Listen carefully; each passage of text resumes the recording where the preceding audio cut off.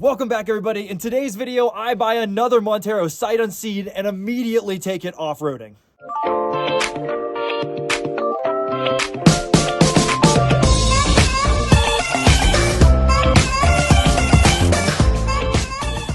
Welcome back, everybody. In today's video, I'm doing it again. I bought a Montero sight unseen. I'm driving up right now. We're about 2 hours from home. I think it looks like a good car. So let me show you guys what I'm buying, and we're gonna take it on an adventure today. I haven't bought a car that's not absolutely broken in a long time. Look at that. Look at that. Oh yeah, this is my guy. Look how many broken things are here. Yes. So where's the new one that he just bought? I don't know. They all look so good. So this is a 1995 Mitsubishi Montero LS. It's the same year and make as the Hooptero, but it's in the lower trim level. So it's gonna have cloth seats and not as strong of differentials. Okay. Oh, it does have floor mats. Okay. These are 15s. I spent a little bit of time looking over the car, but I was pretty sure I was gonna buy it. Cool, cool, cool, cool, cool, sign, blah, blah, blah. Awesome. Yeah. Let's fire this thing up. If I can figure out which key starts it. The sharper one. This one.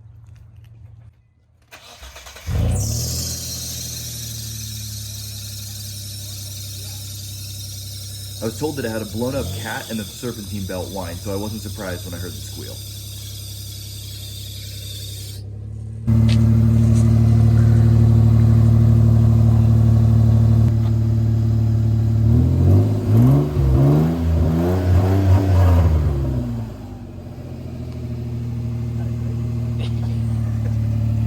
Looking back at this footage, I realized this was as far as I test drove the vehicle before I paid the guy. In hindsight, it probably would have been better to actually take it on the road and see how it drove, but I figured it runs back and forth. That's awesome. All right, where's my money, man? Sorry, it came in the weirdest bills ever. Oh, that's all right. It's great. All right. Hey, great to meet you. Yeah, great. Hey, I brought the keys out so I can start the sleeping them. You want to hear it? Fire it up. Let's do it. After making the deal, before we took off, we talked about cars, and these guys were super cool. After that, we headed to lunch and got my first taste of what the car was really going to be like on the road. So the first thing I noticed when I was driving it is it needs new shocks bad. The shocks are all over the place, so it's going to need new suspension, which is fine. I'm planning on maybe doing a torsion bar lift, so I'm going to just crank up the torsion bars in the front. I'm hoping to run 33s, and that brings me to the tires. The tires are almost all shot. They've got some weather cracking. They're from 2009. This is 2024, so they're super old. Probably need to get those off the road. They're 15 years old. So cosmetically, it's actually in pretty good shape. Let's start with the bad. You've got this clear coat peeling on the hood. If you've seen my other one, you know this is just a classic. So it's peeling a little bit on the roof, but it's mostly on the hood. I might paint this black. I might redo the clear coat. I'm not 100% sure. Little dent right here, and then up on this side, this is the only real dent I can find in the body. It's just here on this fender, really minor. It might be able to pop off, but honestly, it's so minor that I'm not gonna worry about it. Another thing I'm not super excited about is this window tint. Really crappy window tint from the early 2000s. It always does this. It bubbles, it looks terrible, it fades. It's really scuffed up on the inside. So I'm probably gonna end up peeling it off. Worst case scenario, I will have to redo it, which is either expensive or I have to learn a new skill. But that's something that stood out right away. After lunch, we hit the road and headed to the mountains to look for an old train tunnel. I wanted to drive through it. This is an area of the state that I haven't explored so much, so I wanted to get out and see what it was about.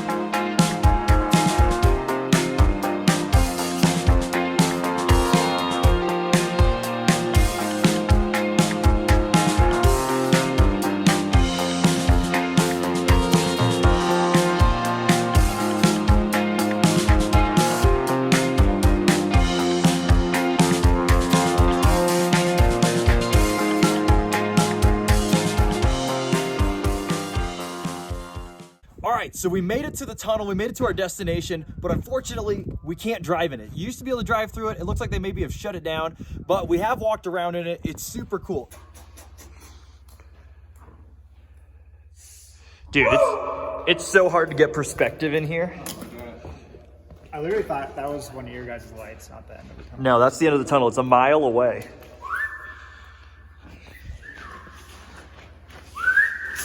This is so crazy. We could bring some. Oh my god! If this had any kind of slope to it, I'd be in the wall for sure. I don't think we could drive through here right now. I think we would crash into everything. You know what I mean? No. And those tires are a mess.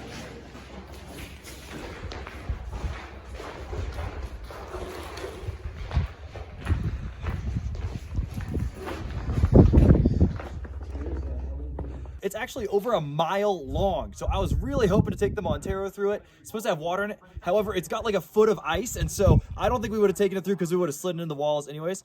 But super cool to be here. These doors, I think this is over 100 years old.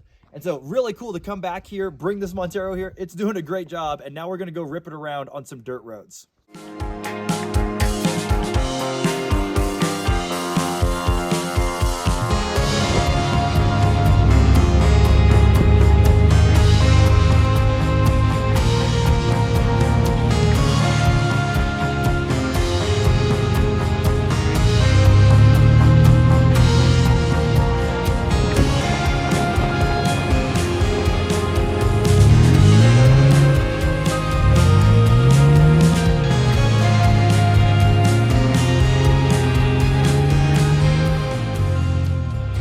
Naturally, we had to test the off-road capability of the new Montero. Unsurprisingly, it did very well in this mild terrain. It was fun to compare it side by side with the Hooptero as well.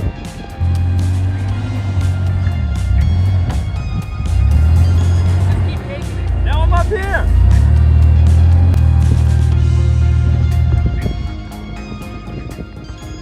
Yeah, I don't think you want to make it up that hill.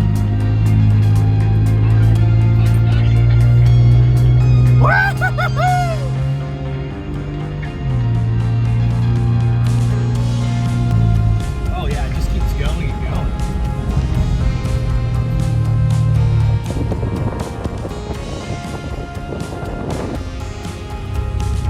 What do you think? Should we go back and get them?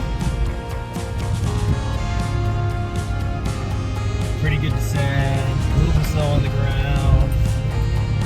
I'm mostly just worried about this turn right here. We got some speed and some sliding.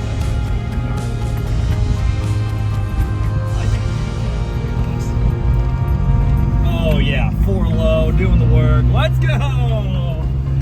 Let's go!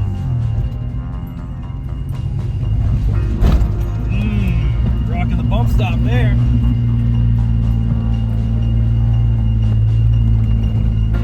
All right, we're gonna have you guys jump in this one and we're gonna rally back up this. And then once we'll get to the top and then we'll turn around and come back. Okay, Oh, what? dude, that was at least 2 feet off the seat. Oh my god. That was so good. All right, you guys ready?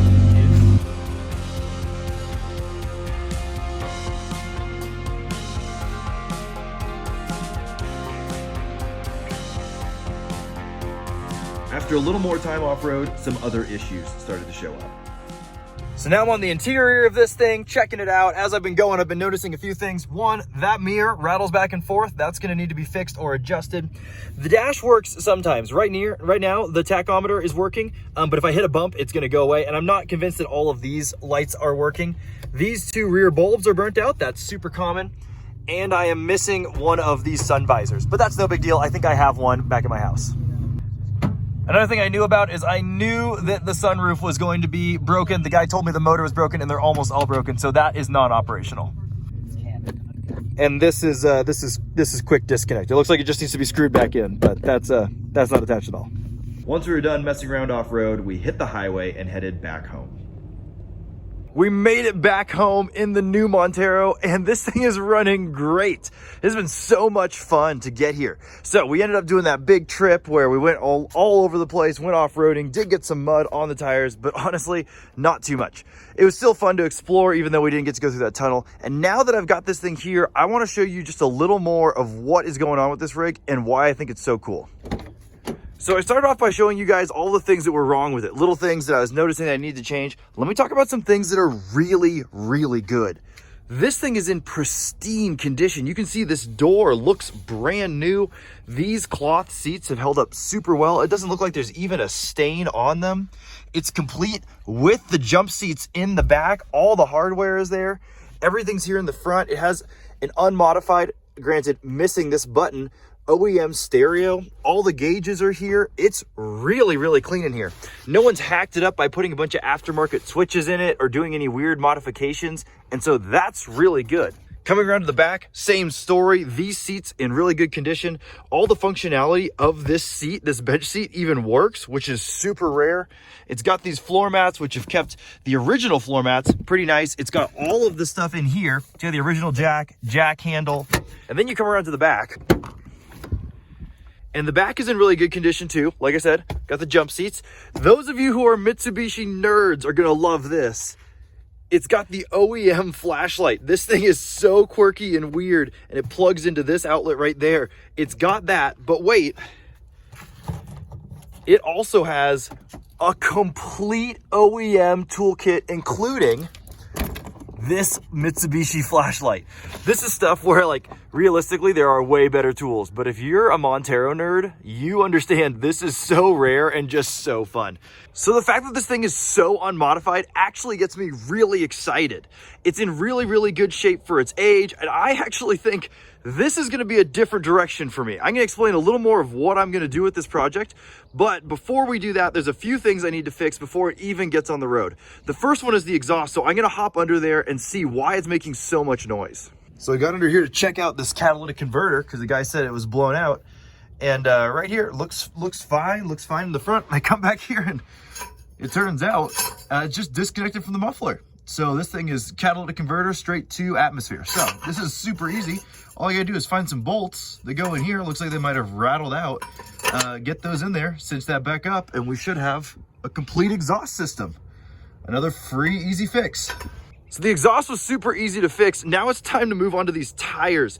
I knew these tires were gonna be rough, and you can see right here, there's some good cracking on this side. Some people are concerned about this, some people not so much.